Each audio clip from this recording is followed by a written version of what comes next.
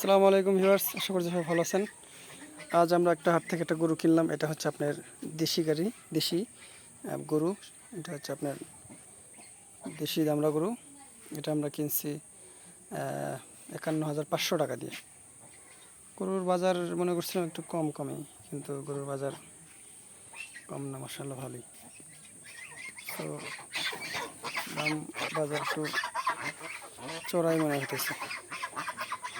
তো এটা একটু ৫০,০০০ বা এরকম হলে ঠিক ছিল।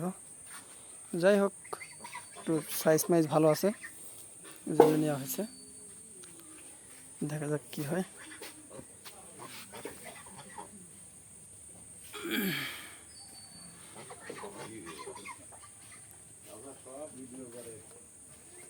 তো আপনারা সবাই আমাদের চ্যানেলের সাথে থাকবেন, লাইক এবং সাবস্ক্রাইব করবেন। ভালো থাকবেন, সুস্থ থাকবেন। আল্লাহ হাফেজ।